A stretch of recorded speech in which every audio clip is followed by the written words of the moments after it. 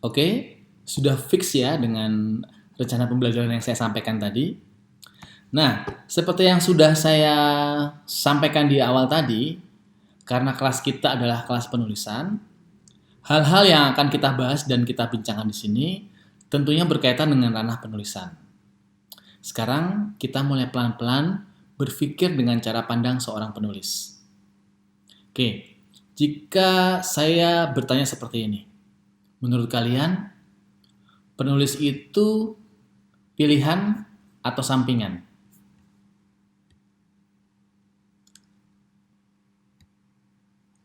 Nah, bagaimana menurut kalian? Menulis pilihan atau sampingan? Nah, dalam sebuah pertunjukan teater, naskah drama menjadi salah satu unsur yang penting. Kalian tahu kan unsur-unsur pokok pembentuk teater apa saja? Oke, saya hanya mencoba mengingatkan dan mengelaborasikan ya. Kemudian kalau kita coba ingat unsur-unsur pokok pembentuk teater adalah yang pertama ada aktor, berikutnya sutradara, kemudian penonton, dan naskah.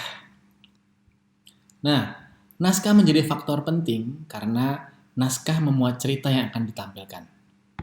Ada dua jenis naskah yang digunakan dalam sebuah pertunjukan teater. Yang pertama, naskah full ya. Naskah full ini naskah yang akan kita buat nanti. Jadi lengkap, ada tokohnya, ada dialog, ada penggambaran setnya, ada keterangan dan yang lain-lain. Jadi naskah ini lengkap. Dan yang kedua adalah naskah yang tidak full. Naskah ini hanya berisi ringkasan cerita, biasanya berisi plot-plot cerita. Nah, naskah tidak full ini biasanya banyak digunakan pada pertunjukan-pertunjukan teater tradisional seperti ketoprak, ludruk, lenong, dan sebagainya. Biasanya dengan plot, sutradara kemudian akan mengarahkan pemain, dan pemain akan mengembangkan cerita dalam pementasan tersebut. Jadi biasanya pemain-pemain teater tradisional mempunyai kelebihan improvisasi yang kuat. Oke, nah fenomena yang terjadi hingga saat ini masih banyak kelompok-kelompok teater yang memainkan naskah-naskah lama. Bukankah zaman sudah berbeda dan waktu terus bergerak? Nampaknya perlu dan penting diciptakan naskah-naskah baru untuk mewakili zaman, era, dan generasi. Tetapi ini bukan berarti kita tidak boleh mementaskan naskah lama atau mementaskan naskah yang memiliki durasi yang panjang. Boleh-boleh saja, tetapi kita juga perlu mengisi perkembangan teater di Indonesia, bahkan mungkin di dunia, dengan naskah-naskah yang baru sesuai dengan era dan zamannya. Nah, jika kita kembali pada pertanyaan, penulis apakah pilihan atau sampingan?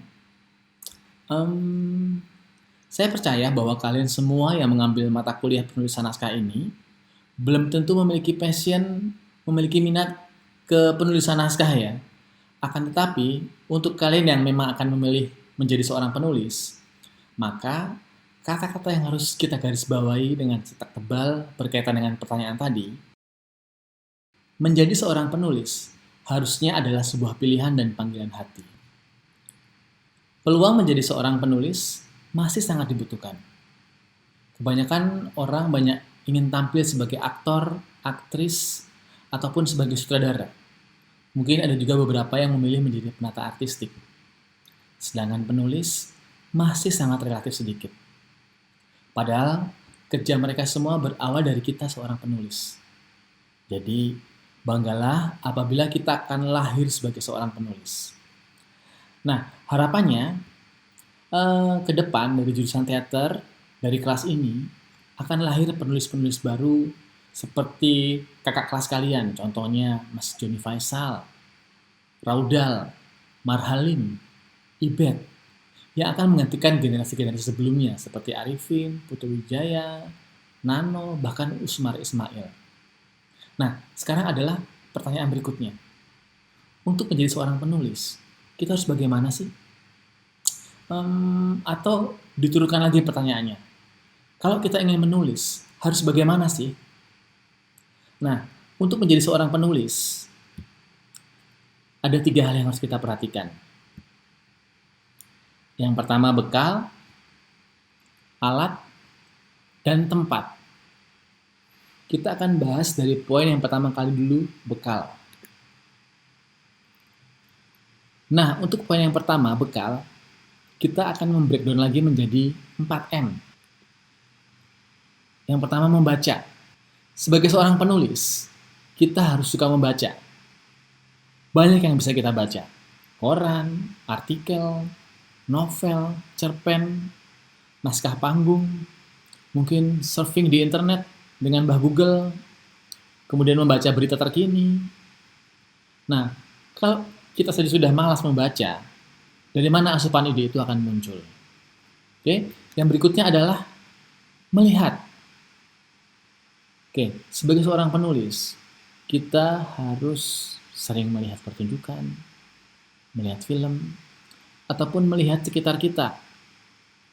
Mungkin melihat rumah yang unik, rumah yang kuno, ataupun rumah yang modern. Suatu saat kita pergi ke coffee shop yang menarik, dan kemudian mungkin kita melihat sebuah rumah yang unik. Jadi poin yang kedua adalah melihat. Berikutnya yang ketiga adalah mendengar.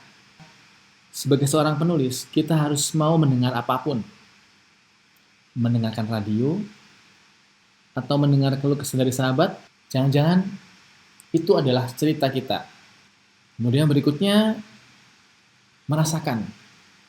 Sebagai seorang penulis, kita bisa memiliki bekal dengan merasakan kesedihan, kegembiraan. Hal ini yang sewaktu-waktu bisa kita kembangkan menjadi cerita. Jadi, poin yang bisa saya elaborasikan adalah sebagai seorang penulis, kita harus bisa membuka indera kita semua. Melihat, membaca, mendengar, dan merasakan. Baik, kita masuk ke poin yang kedua, yaitu alat. Saya pikir alat sudah sangat jelas.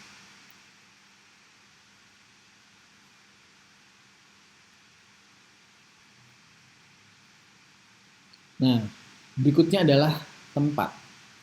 Tempat ini akan berkaitan dengan kenyamanan. Cari tempat senyaman mungkin yang membuat kalian bisa enjoy untuk menulis. Setiap orang memiliki definisi kenyamanan yang berbeda-beda. Kita bisa mendesain tempat kerja kita supaya kita betah di sana. Seperti pasang foto, memasang bunga, mendengarkan musik, mungkin kita berikan aromaterapi.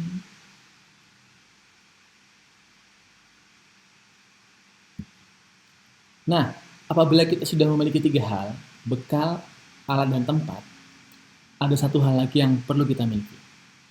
Apa itu kira-kira? Ya, kemauan. Penulis harus memiliki kemauan.